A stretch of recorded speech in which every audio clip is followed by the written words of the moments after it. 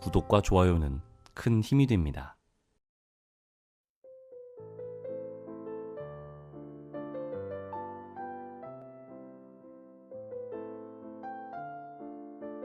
여러분 안녕하세요. 책 읽어주는 아나운서 김성글입니다. 네, 이번 주부터는 스릴러 소설을 한 권 읽어보려고 합니다. 송경혁 작가님의 6번째 2월 29일이라는 작품인데요. 대단한 반전이 있는 것도 아니고 엄청난 스펙터클이 함께하지도 않지만 읽는 내내 빨려 들어가는 그런 흡입력이 있는 소설이었습니다. 여러분도 편안하게 누워서 함께 읽어보시면 정말 즐거운 시간이 될 거라고 믿어 의심치 않습니다. 한 주 동안도 고생 많으셨고요. 날씨 더운데 건강 상하지 않게 조심하시고요. 앞으로 꽤 오랜 시간 이 책과 함께 할 것 같은데 그 매 순간순간마다 행복한 그런 기억으로 남길 바라겠습니다. 편안한 밤 보내세요. 잘 자요.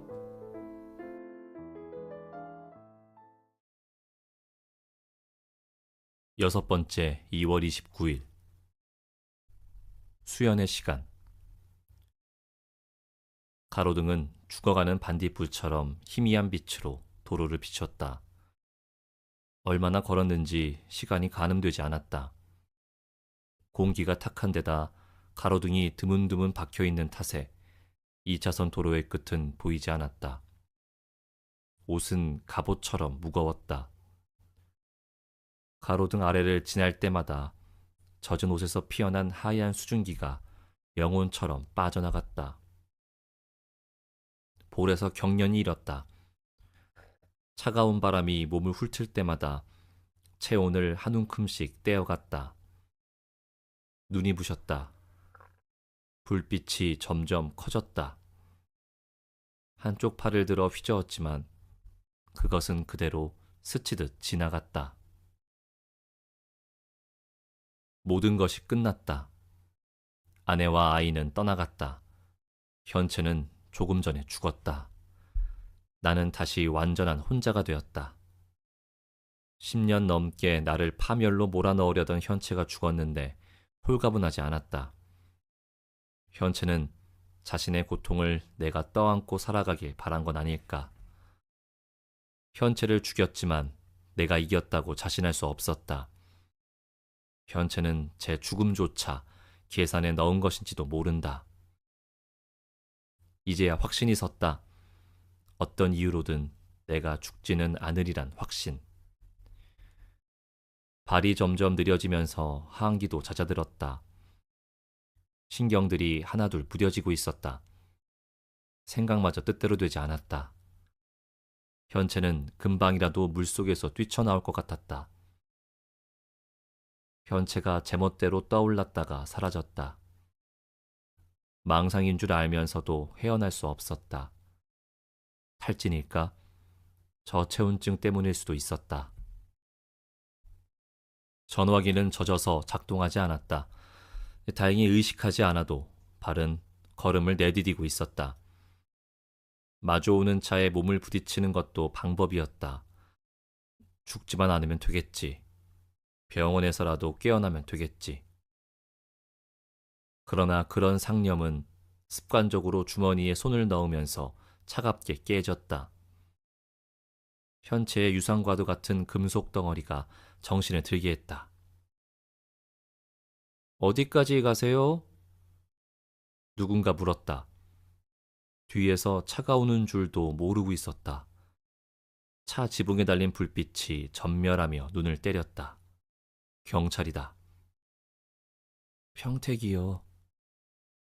목소리가 겨우 나왔다. 어쩌다가 이렇게 되셨어요? 그의 말이 드문드문 귀에 들어왔다. 나는 발을 헛디뎌 도랑에 빠졌다고 둘러댔다. 어휴, 여기 택시도 잘 안 잡혀요. 얼른 타세요. 경찰은 다정했다. 그러나 물과 기름에 젖은 몸으로 경찰차에 탈 수는 없다. 거짓말이 금세 들통날 것이다. 친구가 여기로 데리러 오는 중입니다. 네? 핑계가 적절하지 않았는지 그는 순순히 수긍하지 않았다. 나는 부차적인 이유를 냈다. 친구에게 다시금 나의 위치를 다시 설명하기가 복잡하다고. 경찰이 눈을 가늘게 떴다. 그는 소리를 내더니 입을 뗐다. 정말인가요? 전화기 줘보세요. 친구분한테 물어보게. 그의 시선이 나를 향해 고정돼 있었다. 쇳덩이 같은 정막이 들어찼다. 나는 주머니 속의 손으로 리볼버 손잡이를 천천히 쥐었다. 영사. 경찰 총기 탈취 사건의 비상. 괴한이 순찰 중인 경찰관을 습격하여 총기와 실탄을 탈취하는 사건이 발생했다. 서울 서초경찰서는 서초경찰서 소속 A경사가 1일 오전 4시경 서울 양재동에서 괴한의 습격을 받아 총기를 탈취당하는 사건이 발생했다고 2일 밝혔다. 경찰은 A경사가 용의자의 차량에 들이받쳐 의식을 잃은 사이 총기와 실탄을 탈취당한 것으로 보고 인근 CCTV 분석을 통해 용의자 신원을 파악 중이다. 괴한이 탈취한 총기는 389경 리볼버로 실탄 5발이 들어있던 것으로 확인되었다. A경사는 인근 병원으로 옮겨져 치료를 받고 있다. 경찰 관계자는 총기 탈취 사건 용의자의 소재를 파악하는 데 수사력을 집중하고 있다. 사고 발생 지역 인근 주민들은 늦은 시간 외출을 삼가고 의심스러운 사람을 발견했을 때는 즉시 신고해달라고 당부했다. 커튼을 친 방은 늘 어두웠다. 수연은 눈을 뜨는 게 죽기보다 힘든 날이 점점 늘고 있다고 여겼다. 사는 게 지겨웠다. 죽음에 대해 구체적으로 생각하는 일이 늘었다. 그건 드물게 지겹지 않았다. 언제부턴가 잠을 깊이 자지 못했다. 알람을 설정해둔 시간보다 늘 먼저 깼다. 수연은 버릇처럼 꺼져 있던 핸드폰의 전원 버튼을 눌렀다. 핸드폰이 켜지자마자 벨이 울렸다. 수연은 전화를 받지 않고 종료 버튼을 눌렀다. 정말 급한 일이라면 집 전화로도 올 터였다. 핸드폰이 꺼져 있다면 집으로 전화하라고 병원에 말해두었다. 수연에게 급한 일이란 병원에 있는 엄마의 병세가 악화되는 것뿐이었다. 오후 5시 10분. 시간을 확인한 뒤 바닥에 손을 짚고 일어섰다. 바지에 발을 쑥 꿰었다. 사이즈가 맞지 않아 허리띠를 졸라매야 했다. 수연의 몸은 갈수록 가벼워졌다. 영양이 줄어드니 머리카락에도 기름기가 없어 늘 푸석거렸다. 음식을 자주 먹지 않았더니 요 며칠 먹은 것들을 하나하나 떠올릴 수 있었다. 수연이 유일하게 자신의 모든 걸 털어놓는 사람은 동네 미용사였다. 미용사는 수연의 이름과 사는 곳, 직업이 뭔지 몰랐다. 그렇기에 미용사에겐 그 어떤 말이든 할 수 있었다. 어제 달에 다녀왔다고 말해도 토끼는 잘 있느냐고 받아치곤 했다. 그렇게 실없이 오가는 말들 사이에 진심이 하나씩 섞여 들어가곤 했다. 수연은 자신의 머리를 깎던 미용사가 그렇게 마르면 어떡하냐고 물었던 기억을 새삼 떠올렸다. 체중을 재보지 않아서 대답할 수 없었다. 어림잡아 10kg쯤 빠졌을까? 방문을 여니 눈이 부셨다. 거실은 밝았다. 집이 넓지 않음에도 넓다는 생각이 들었다. 빨간 스티커가 여기저기 붙어 있었다. 압류 딱지가 붙은 냉장고와 TV에는 손이 가지 않았다. 기우는 해가 거실에 얇게 내려앉은 먼지를 비췄다. 먼지 위의 발자국들은 난처럼 현관으로부터 안방과 수연의 방문 앞까지 곡선으로 이어졌다. 그 발자국 위를 고스란히 밟으며 곧장 현관으로 나섰다. 현관문을 닫는 소리가 쨍 하니 복도에 울려 퍼졌다. 차는 또 어디에 세워뒀더라? 수연은 집에 돌아올 때마다 차 세울 곳을 찾느라 늘 애를 먹었다. 살고 있는 빌라엔 주차장이 따로 없었기에 주차하는 장소는 매번 달라졌다. 그러다 보니 차를 어디에 세워두었는지 기억이 나지 않는 일도 많았다. 차를 찾기 위해 리모컨을 누르며 언덕길을 걸었다. 길 건너에서 삐빅 소리를 내며 노란불을 반짝이는 차가 보였다. 그 순간에 전화벨이 다시 울렸다. 받지 않고 그냥 두었더니 좀처럼 끊기지 않아 주머니가 계속 요란했다. 핸드폰을 꺼내서 폴더를 폈다. 수화기 너머에서 누군가 웅얼거렸다. 그는 동탄에서 수원시청까지 얼마냐고 물었다. 지금 먼저 온 콜 받고 이동 중인데요. 다음에 부탁드립니다. 거짓말이었다. 수연은 제 말이 거짓이든 아니든 상관없다고 여겼다. 허겁지겁 움직이고 싶지 않다. 콜이야 많았으므로 아쉬울 건 없었다. 수연은 자신의 차 뒤에 섰다. 손가락 한마디 정도 들어간 뒷범퍼가 신경 쓰였다. 차에 난 상처는 사람과 달리 아무리 시간이 지나도 재생되지 않았다. 열심히 관리한 덕에 겉은 번지르르 했지만 들여다보면 사실 성한 곳은 없다시피 했다. 그래도 운전석의 낡은 가죽 시트는 넉넉하게 수연을 받아주었다. 수연은 운전석에 앉아 키를 꽂았다. 전화벨이 또다시 울렸다. 콜입니다. 수연이 이번에는 전화를 받으며 말했다. 인계동인데요. 6시까지 광교 도착 가능해요? 네. 전화기 너머의 질문에 짧게 대답했다. 이제 준비가 됐다고 생각했다.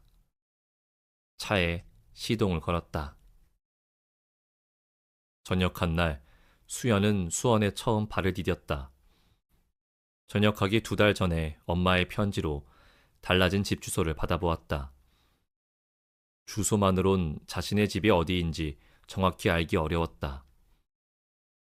평생을 충청도에서 살던 엄마가 어떻게 연고 하나 없는 도시인 수원으로 왔는지 의아할 뿐이었다. 그날은 비가 내렸다. 역 앞엔 그대로 드러난 흙바닥이 비를 머금고 질척거렸다. 역 주위에 커다란 철골이 병풍처럼 둘려 있었다. 대규모 공사였다. 국방색 모자와 어깨에 맨 가방이 대신 비를 받아냈다. 저녁을 맞이해 깨끗하게 광을 낸 군화 옆으로 진흙이 붙기 시작했다. 군복이 어느 정도 방수가 되었지만 짙은 습기는 이기지 못해 눅눅해지는 게 느껴졌다. 나름 기념할 만한 날일 수도 있었지만 날씨는 보란듯이 굽기만 했다. 역 앞은 버스와 승용차, 택시, 그리고 사람이 뒤엉켜 있어 아수라장이나 다름없었다. 문득 눈앞에 있는 수많은 사람이 모두 살아 움직이고 있다는 사실이 새삼 신기했다. 각자의 목적을 위해 어디론가 끊임없이 움직여 흘러들어가는 게 이유 모르게 얄미워 보였다. 수연은 택시 정류장에서 이어져 나온 줄의 끄트머리에 섰다. 줄은 100m 남짓 돼 보였다. 한참이나 기다려도 줄이 줄어들 기미가 보이지 않았다. 수연은 결국 택시 타기를 포기하고 줄에서 빠져나와 발걸음을 옮겼다. 수원역 로터리엔 온갖 차들이 빽빽하게 들어차 아비규환이 따로 없었다. 엄마가 이사한 집은 시청 근처라고 했다. 둘러보니 곳곳이 버스 정류장이었다. 어떤 정류장에 서야 할지 혼란스러웠다. 버스를 탈 생각은 없었건만 지금은 어쩔 수 없었다. 궂은 날씨와 북적대는 사람들 탓에 제대에 부풀었던 가슴이 바람 빠진 풍선처럼 쪼그라들었다. 오늘 제대했어? 군중과 소음 사이를 웬 물음이 분명하게 뚫고 들려왔다. 방향은 대로변이었다. 깜짝 놀라 고개를 돌려보니 차에 탄 사람이 수연에게 말을 걸고 있었다. 검은 세단에 앉아 핸들을 잡은 사람이 조수석으로 몸을 기울여 쳐다보고 있었다. 저요? 어디가? 질문과 함께 그가 탄 차의 반쯤 열렸던 조수석 창문이 완전히 내려갔다. 어느 누구도 처음부터 수연에게 이런 식으로 말을 건 적이 없었다. 전날만 해도 병장님 전역 축하드립니다 라는 깍듯한 말을 열댓 번은 들었기 때문에 이런 상황이 더욱 비현실적으로 느껴졌다. 그래도 불쾌감이 느껴지진 않았다. 수연은 그의 작정한 듯한 반말이 무례가 아니라 시간을 낭비하지 않기 위한 자연스러운 태도임을 직감적으로 알아챘다. 그는 팔이 유난히 굵었다. 그의 어깨에 화려하게 수놓인 문신 덕분에 그가 민소매를 입고 있다는 건 조금 더 지켜보고서야 알 수 있었다. 눈에 밟히는 것들이 있기야 했지만 그런 것들을 무시하고 보면 그에게선 저기가 느껴지지 않았다.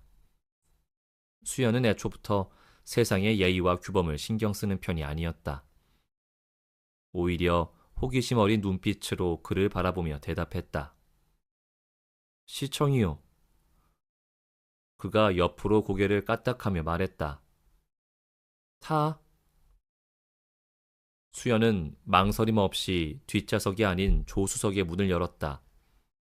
왠지 그의 옆에 앉아야 할 것 같았다. 기꺼이 타기는 했지만 수연은 왜 자신이 이 일면식도 없는 사람의 차에 타는지 이유를 알지 못했다. 충동적이었다. 납작해진 해방감에 대한 보상심리 때문인지도 몰랐다. 나중엔 제대 직후에 붕 뜬 마음이 예상치 못한 행동을 부추긴 것이라 스스로 추측했다. 이렇게 새우잡이 어선에 팔려가는 걸까? 짧은 순간에도 그런 상상이 떠올랐다. 어떻게 되든 상관이 없었다. 차 안에 들어와 문을 닫는 순간 세상과 단절된 듯 먹먹해지는 기분이 들었다. 그것이 차 천장에 올록볼록한 방음 쿠션들 때문임을 조금 후에 깨달았다. 차 안은 티끌 하나 보이지 않을 정도로 깨끗했다. 너무 깨끗해서 바닥에 발을 뗀 채로 앉아야 할지 고민이 될 지경이었다. 빗속을 걸었던 수연의 전투화는 진흙으로 엉망이었다. 다행히도 그는 수연의 더러운 군화는 신경을 쓰지 않았다. 어디 부대야? 이 기자야? 그는 수연의 어깨에 붙은 견장을 힐끗 보더니 물었다. 네. 이거 콜인지 몰랐지? 수연은 말없이 입을 달싹거렸다. 될 대로 되라는 심정이었다고 말하면 우스워질 것 같았다. 하지만 대답하지 않은 게 그에겐 대답이 된 듯했다. 그는 어이없다는 듯한 표정을 지으며 코로 한숨을 내쉬었다. 두리번대는 거 보니 어디로 어떻게 가야 할지 모르는 것 같더라. 나도 길 가는 사람 아무나 태우진 않는데. 이때까지도 수연은 콜이 무엇인지 몰랐다. 사람들이 무허가 택시를 콜떼기 혹은 콜이라 부른다는 것은 나중에 가서야 알게 되었다. 수연이 불법 콜택시를 타게 된 건 이때가 처음이었다. 조수석에서 수연이 벨트를 매자 차는 금방 미끄러지듯 출발했다. 운전대를 잡은 그는 능숙하게 차를 몰며 시시콜콜한 잡담을 늘어놓았다. 그의 말에 따르면 수연을 태운 이날이 그의 마지막 근무일이었다. 시청 앞 번화가에 주꾸미집을 개업한 후로는 콜을 하지 않기로 했다는 것이다. 생각보다 장사가 잘 된다는 이유였다. 이외에도 그는 자신의 이야기를 두서없이 늘어놓았는데 처음 본 사람에게 할 만한 내용은 아니었다. 그는 자신이 전과자라고 했다.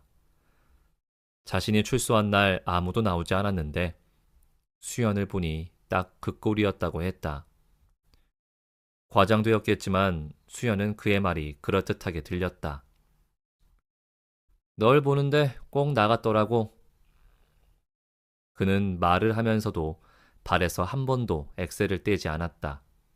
급정거도 거의 없었다. 다 왔어. 그가 손가락 두 개를 펼치며 말했다. 2만 원. 요금은 생각 이상으로 비쌌지만 러시아워임에도 집에 도착하기까지 20분이 채 걸리지 않았다.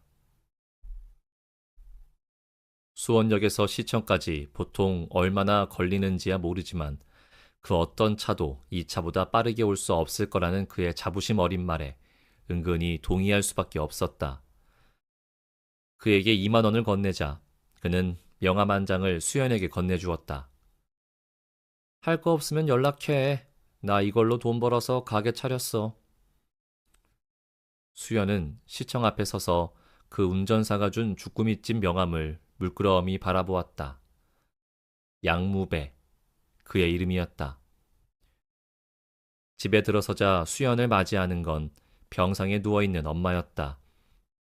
엄마의 지병은 그새 더 악화되어 있었다.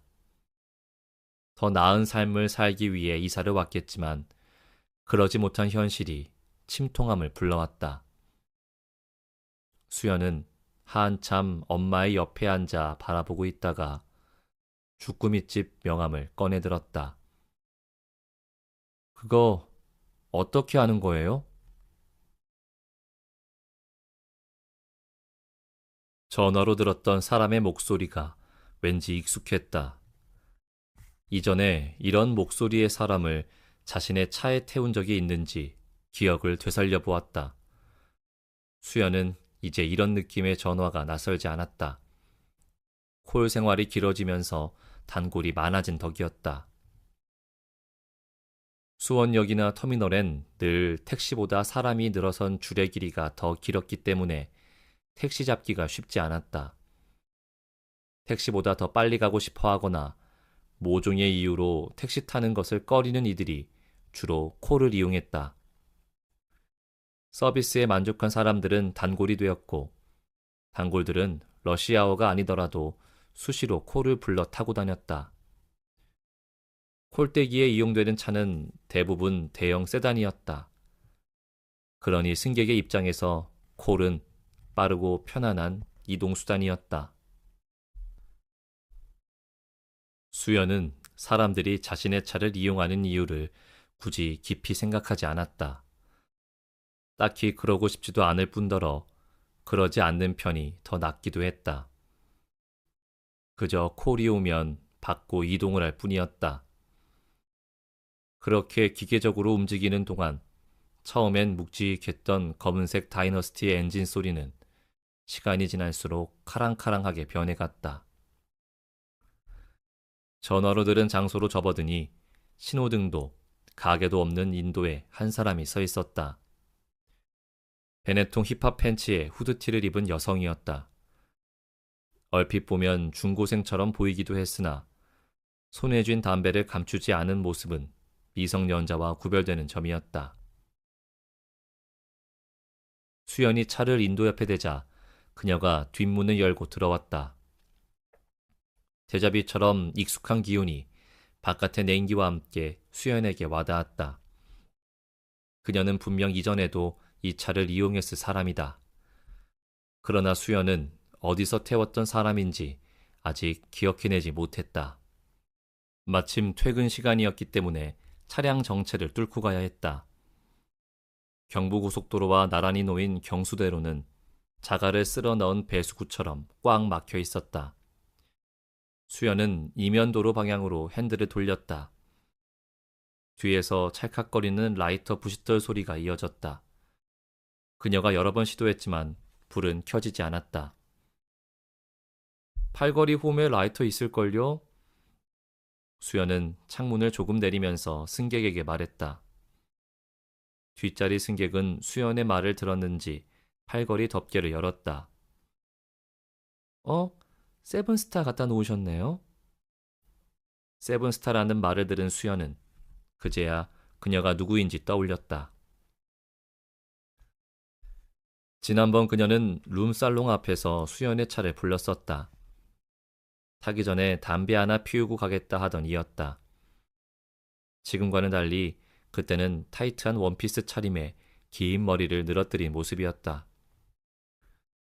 수연의 차를 이용하는 승객의 반 이상은 유흥업소에서 일하는 사람들이었다. 수연은 뒷좌석 가운데의 수납함에 항상 온갖 담배를 꽂아 놓았다. 무배라는 사람에게 차를 양도받을 때부터 그곳은 담배로 가득 채워져 있었다. 그래서 수연도 무배가 했던 것처럼 늘 뒷좌석 수납함에 담배를 채우게 되었다. 대부분의 승객이 짙은 썬팅으로 두른 차 안에서 포근한 시트에 앉아 담배 피우는 것을 즐겼다. 덕분에 가죽 시트에 스며든 담배 냄새는 사라지지 않았다. 수납함에 들어있는 담배가 모두 새 것이진 않았다. 말보로 담뱃갑을 디스개비들로 채울 때도 있었고 누군가 떨어뜨린 담배를 그대로 꽂아둘 때도 있었다. 그 담배를 이용하는 사람들도 마찬가지였다. 그들은 얼핏 깨끗해 보이지만 그렇지 않은 것들을 선호했다. 그들은 흠결 없는 이들과 어울리지 않았다. 마치 멀쩡한 사람들에게 알러지가 있는 것처럼 보이기도 했다. 세븐스타는 그녀가 피우고 있는 담배의 이름이었다. 담뱃갑엔 자잘한 별무늬 바탕에 7이라는 숫자가 정면에 인쇄되어 있었다. 흔히 볼 수 있는 제품은 아니었다. 수연이 호기심 어린 눈으로 담배를 바라보았다. 수연의 눈길을 눈치챈 그녀가 하나 줘요? 라고 묻자 수연이 손을 내밀었다. 대박이에요. 그녀가 담배를 건네며 다시 입을 열었다. 뭐가요? 그녀가 말하자 영문을 모르는 수연이 되물었다. 세븐스타의 뜻이요. 이유라도 있나요? 별을 나쁘다 말하는 사람도 있나요? 심지어 떨어지는 별을 보면서도 행운을 빌잖아요. 그런 별이 7개라니 나쁠 수가 없겠죠. 그녀의 말이 사실인지 알 길은 없었지만 대박이라는 단어는 나쁘지 않았다. 깊이 담배 연기를 빨아들이는 순간 머릿속이 진득한 꿀통에 빠져드는 것 같았다. 세븐스타는 진하고 독했다. 독해서 달았다. 올해가 6년이에요. 어질어질한 머릿속에 그녀의 말이 몽롱하게 스며들었다. 알아요, 6년인 거. 수연은 반사적으로 대답했다. 그래요? 그녀가 되물었다. 수연은 6년이 무슨 뜻인지 즉각 알아들었다. 2월 29일이 자신의 생일이기 때문이었다. 수연의 생일은 4년에 한 번씩 돌아왔다. 그녀는 이번 달이 29일까지 있어서 싫다고 했다. 일하는 날이 늘어난다는 이유였다. 2월 29일이 제 생일이에요. 수연은 자신이 말을 뱉고도 뜬금없다고 생각했다. 목덜미가 벌겋게 달아올랐다. 담배 탓은 아니었다. 수연은 자신이 왜 난데없이 그런 말을 꺼냈나 약간 부끄러워졌다. 저 누군지 알아요? 뒷좌석에 탄 승객이 물었다. 지금 승객과 수연은 그날 밤의 세븐스타를 떠올리고 있었다. 아, 예, 모를 뻔했네요. 수연은 당황한 듯 말을 더듬었다. 그녀가 자신의 이름을 말했다. 수연은 그녀가 말한 이름은 당연히 가명이라고 생각하면서 성의 없이 고개를 끄덕였다. 유흥업소를 드나드는 사람이 본명을 쓰는 일은 드물었다. 그녀가 다시 물었다. 기사님은 수연 씨죠? 네? 대답이 비명처럼 뻗어나왔다. 자신의 이름을 어떻게 알고 있을까? 저는 전부터 이 차 탔었어요. 다이너스티. 전화하니까 이전 차주분께서 차 넘겨줬다고 번호 알려줬어요. 수연이 놀란 것을 알아챘는지 그녀는 재빨리 설명했다. 이전 차주라면 분명 무배일 것이다. 수연은 그제야 놀란 눈을 거두었다. 문득 고객들에게 자신을 소개해준 무배가 달리 보였다. 예기치 않은 호의는 늘 낯설었다. 그렇군요. 기사님은 내일이 생일이네요. 그녀가 이전에 나눈 수연과의 대화를 기억하고 있었다. 수연은 다시금 놀라 핸드폰으로 시선을 돌렸다. 날짜를 확인하니 2월 28일이었다. 아, 생각해보니 그러네요. 잊고 있었습니다. 수연이 당황하며 대답했다. 민망함이 시간차 없이 따라붙었다. 바쁘게 지내니 시간이 어떻게 흐르는지 신경 쓰지 못했다. 매년도 아니고 4년에 한 번 돌아오는 생일은 그냥 지나치게 일수였다. 사는 것이 벅찼다. 수연은 정말 잊고 있었다. 혹시나 자신의 차 뒤에 앉아있는 여자가 자신을 관심을 끌기 위해 생일로 거짓말을 한 사람으로 여길까봐 조금 신경이 쓰였다. 수연은 대답을 하면서 코너를 따라 핸들을 한 바퀴 돌렸다. 원심력에 수연과 승객의 몸이 한쪽으로 기울었다. 엑셀을 밟는 발에 힘이 들어갔다. 평소와는 달리 핸들과 발판을 다루는 손과 발이 거칠게 움직였다. 현실이 정신없다는 이유로 잊어버린 만큼 수연에겐 자신의 생일이 아무 의미가 없었다. 그러나 그녀의 말을 들은 후로는 왠지 알아야 할 것을 몰랐던 것 같아 자꾸만 부끄러움이 밀려들었다. 세워주세요. 그녀는 갑자기 앞좌석을 탁탁 두드리며 말했다. 그녀가 말했던 목적지까지는 아직 한참이나 남아 있었다. 곧장 도로의 가장자리로 빠졌다. 그녀는 뒷문을 열고 나가 가까이에 보이는 편의점으로 들어갔다. 그녀는 1분도 안 돼 편의점 밖으로 나왔다. 수연의 차 속으로 다시 돌아온 그녀는 초콜릿을 손에 쥐고 있었다. 생일 축하해요. 그녀가 초콜릿을 건넸다. 초콜릿을 두른 끈에 쓰인 화이트데이라고 쓰인 글자가 눈에 들어왔다. 이맘때면 한창 초콜릿들을 주고받을 시기였다. 출근 안 늦어요? 수연이 그녀에게 물었다. 초콜릿에 얽혀있는 글자가 신경 쓰인 탓에 괜히 덧붙이는 것이었다. 어색하게 초콜릿을 받긴 했지만 손에 힘이 들어가지 않았다. 고맙다는 말 할 줄 몰라요? 그녀는 수연의 질문을 무시하고 수연에게 대답을 강요했다. 수연은 침을 삼키는 소리가 뒷좌석까지 들리진 않을까 걱정됐다. 거울을 보지 않아도 자신의 얼굴 상태가 느껴졌다. 벌겋게 달아오르고 있었다. 그녀를 처음 만났던 날처럼. 고마워요, 진짜로. 그제야 수연은 고맙다고 말했다. 고마워했던 적이 없던 사람처럼 어색해하네요. 그녀가 쓴웃음을 지었다. 수연은 호의를 바라지 않았다. 그러나 종종 아무 대가 없이 호의를 베푸는 사람들이 있었다.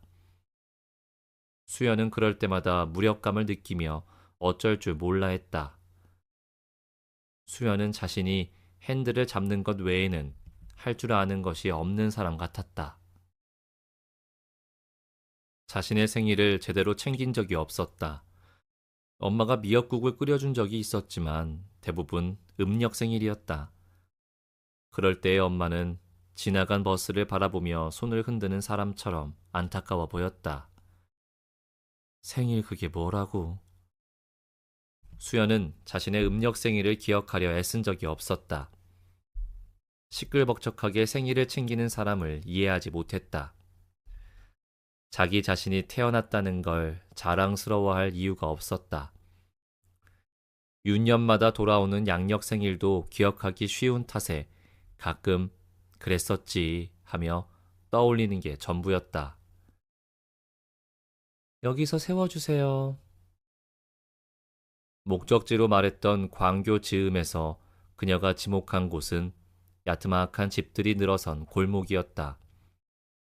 고개를 들어보니 골목 너머에 커다란 아치로 된 반도체 공장 입구가 보였다.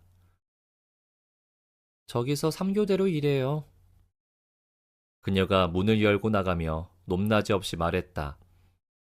뒷말이 더 있을 것 같아 수연은 몸을 돌려 그녀를 쳐다보았지만 그녀는 그 이상 말을 남기는 것 없이 쑥 내려서는 텅 문을 닫았다. 머쓱한 기분에 뒷목을 문질렀다. 수연이 차를 몰고 골목을 빠져나오자 그녀의 모습이 룸미러에 작게 비쳤다. 그녀는 뒤돌아 공장으로 향하고 있었다. 아마도 비번인 날이나 공장에서 퇴근한 후에 룸살롱 보도방으로 출근하는 듯 했다. 굳이 말하지 않아도 알 수 있는 것들이었다. 다시 핸드폰이 울렸다. 수연은 폴더를 열어 귀에 갖다 붙였다. 여기 병원인데요. 어머니께 혼수가 왔어요. 뭐하러 왔어? 바쁜데. 엄마는 우리와 달리 제대로 정신을 차리고 있는 듯 했다. 얼굴에는 핏기가 없었다. 간경화 때문이었다. 수연이 기억하는 한 엄마의 얼굴은 늘 창백했기에 원래 그런 줄만 알았지 다른 문제가 있을 거라고는 깨닫지 못했었다. 그러는 동안 엄마의 간은 빠르진 않았어도 착실하게 나빠졌다. 어느 날부터 밤과 낮을 구분하지 못하는 일이 엄마에게 일어나기 시작했다. 엄마는 새벽에 목류병 환자처럼 집안을 돌아다녔다. 눈의 초점이 어디로 향해 있는지도 알 수가 없었다. 말을 걸어보면 곁에 수연이 있는 줄은 알았으나 새벽인 줄은 모르고 있었다. 수연은 엄마가 낯설어졌다. 여태껏 이런 적이 없었다. 치매일까? 안 그래도 팍팍한 수연은 여유가 없었다. 사막처럼 황폐해질 앞으로의 일상이 두려움을 불러왔다. 수연은 119 구급대를 불렀다. 엄마는 종합병원 응급실로 옮겨졌다. 의사와 간호사들이 몇 가지 검사와 진찰을 했다. 한참 뒤에 다시 돌아온 의사는 관장을 하고 대변을 보게 했다. 그제야 엄마의 정신이 돌아오기 시작했다. 간성 혼수였다. 지병이었던 간염은 간경화로 발전돼 있었다. 석회처럼 굳어가는 간은 해독 능력이 현저히 떨어졌다. 의사는 간에서 처리되지 못한 암모니아가 밖으로 빠져나오지 않아 혼수가 온 것이라고 했다. 혼란스러운 말, 기억력 감퇴 등도 간성 혼수 때문이라고 했다. 문제는 간성 혼수가 아니라 병이 더 나아지기 어렵다는 의사의 소견이었다. 이미 굳은 간은 다시 회복되지 않는다고 했다. 엄마에게 남은 시간이 얼마가 될지는 알 수가 없다고 했다. 다만 간의 상태가 더 나빠지지 않는다면 보통 사람들과 같이 지낼 수 있을 거라고 했다. 수연은 의사가 마지막에 한 말을 믿어야 했다. 이때 수연의 엄마는 중환자실에서 2주를 버틴 후 일반 병동에 들어올 수 있었다. 아가, 너 생일 아니냐? 수연이 흠칫 놀랐다. 엄마는 건강했을 때조차 자신의 생일을 놓치기 일쑤였던 사람이었다. 응, 내일 맞지? 미안하다, 아가. 나 아까 정신 들었을 때 간호사들한테 오늘이 며칠이냐고 물어봤었다. 올해가 윤년이니 맞다. 미역국도 못 끓여주고 미안해. 방금 깨어나서인지 엄마의 정신이 어느 때보다 맑은 것처럼 보였다. 그럼 내일이니까 퇴원해서 엄마가 끓여줘. 이렇게 대답하는 게 맞았을까? 수연은 엄마와 이런 대화를 한 기억이 없어서 낯설었다. 날카로울 정도로 새로운 경험이었다. 그래, 너 전화 온다. 수연의 핸드폰 벨소리가 주머니 속에서 울리고 있었다. 수연은 번호를 확인하지 않고 그대로 종료 버튼을 눌렀다. 안 받아도 되니? 엄마가 물었을 때 전화벨이 다시 울렸다. 이번엔 전화기 배터리를 빼버렸다. 괜찮아, 엄마. 그녀는 제 아들이 무슨 일을 하는지 정확히 알지 못했다. 수연은 엄마에게 아는 형의 일을 도와준다며 애둘러 거짓말을 했었다. 자신이 하고 있는 일에 대해 굳이 설명하지 않는 게 낫다고 생각했다. 수연도 엄마에게 엄마가 하던 일이 무엇인지 묻지 않았었다. 잊고 싶은 것들을 늘릴 필요가 없다고 여긴 까닭이었다. 수연이 군복무 중일 때 엄마는 목사를 따라 생판 모르는 도시 수원에 자리를 잡았다. 수연이 제대를 하고 보니 집은 빚으로 주저앉았으며 엄마는 병원을 들락거렸다. 불우하다는 생각이 처음으로 들었다. 이전까지는 불운에 치여도 불우하다는 생각이 들지 않았고 그저 살아야겠다는 생각조차도 없이 살고 있었기 때문이었다. 엄마가 누워있는 침대에 한참 엎어져 있다가 고개를 들었다. 어느새 병실의 불이 꺼져 어두웠다. 튜브 속에서 공기가 흐르는 소리가 평화롭게 들렸다. 둘러보니 벽에 걸린 시계의 시침과 분침이 10이라는 수 가운데서 하나로 겹쳐져 있었다. 병원 공기는 늘 부드럽고 편안하게 느껴졌다. 그 편안한 감각은 방어 기제처럼 작동했다. 병원은 시간이 빨리 흐르고 고통이 줄어드는 공간이었다. 이곳에 있으면 괴로운 현실이 남의 일처럼 느껴졌다. 아무 생각 없이 잠들 수 있는 장소이기도 했다. 시선을 내려보니 엄마도 잠들어 있었다. 잠든 엄마를 뒤로하고 병원 밖으로 나왔다. 새벽에 병원 주위엔 사람이 보이지 않았다. 큰 도로를 따라 걸었다. 걸으면서 하늘도 보고 땅도 보았다. 길 옆엔 건축 중인 아파트들이 휑하니 골조를 드러낸 채 서 있었다. 저 시커먼 곳 위에 올라가 떨어지더라도 누구 하나 뭐라고 할 사람이 없을 것 같았다. 뻥 뚫린 골조 사이로 멀리 있는 교회 십자가의 붉은 빛이 시야에 들어왔다. 드물게 하늘이 맑았다. 별이 반짝이는 게 보였다. 문득 어렸을 때 엄마가 해줬던 말이 떠올랐다. 스스로 목숨을 끊으면 지옥에 떨어져 끝없는 고통을 당한다는 말이었다.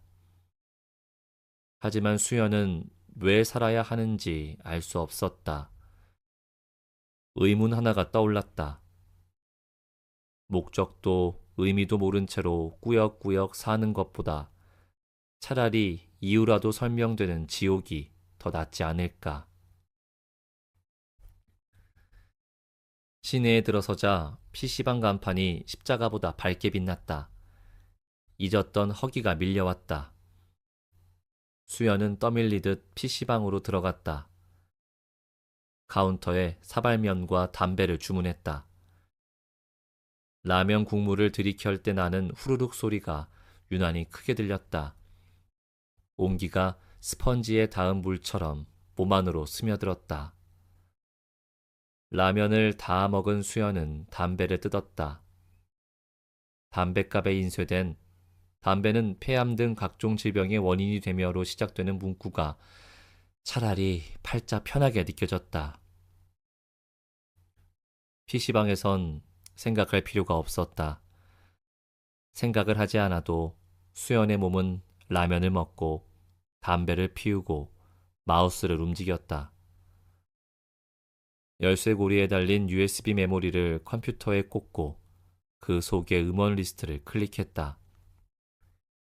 2기가짜리 USB는 자신의 차 뒷자리 시트 틈에서 발견됐었다.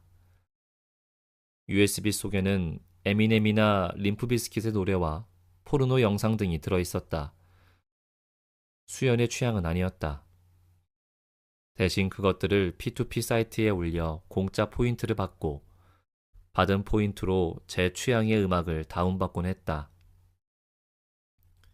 손바닥보다도 작은 사이즈의 2기가가 되는 USB는 실상 10만 원 이상의 고가 제품이었다. 수연에게 이런 걸 살 여유는 없었다. 담배에 불을 붙일 때 쓰는 지포 라이터도 누군가 차에 떨어뜨린 것이었다. 차에서 발견된 소지품들은 다양했다. 쓸만한 것들은 수연이 사용하기도 했다. 소지품 주인에게 연락이 오면 다시 만났을 때 돌려주거나 없다고 말하면 그만이었다. 수연은 습관처럼 인터넷 포커 사이트에 접속했다. 현실을 잊을 수 있는 유일한 방법이었다. 손가락이 알아서 움직였다. 게임 머니를 걸고 다시 거는 것의 반복이었다. 하프, 하프, 풀, 체크, 풀. 화면 우측 아래가 반짝였다. 클릭했더니 생일 축하합니다 라는 메시지가 떴다. 포커 사이트에서 보내는 자동 메시지였다. 포커 사이트에도 생일을 맞은 사람들이 모여있는 방들이 다양하게 있었다. 자신과 생일이 같은 사람도 있을 터였다. 그중 하나가 수연의 눈에 띄었다. 2월 29일 생일인 사람. 방장 혼자 있는 방이었다. 수연이 입장했지만 반응이 없었다. 하이. 수연은 하이와 엔터키를 10번쯤 쳐넣었다. 여전히 답이 없었다. 대화창을 내리고 나가기에 커서를 옮겼다. 그때 대화창이 깜빡였다. 하이. 방장이 그제야 대답했다. 물음표. 대답이 늦었어. 포커 치느라. 방장이 해명했다. 땄나? 오링. 오늘 너도 생일? 어. 대화는 석유에 불똥이 튄 것처럼 타올랐다. 나는 내 생일 종종 까먹어. 난 절대 까먹지 않아. 수연이 생각하기에 상대는 분명 저 너머의 세계에 있는 사람이었다. 시작부터 다른 종류라고 생각했다. 외계에 있는 생명체에게 보내는 전파처럼 엇나가는 느낌이 들었지만 신호가 오지 않는 것은 아니었다. 공감할 수 없는 대화가 이어졌다. 그런데도 왠지 모르게 수연은 들뜨는 기분이었다.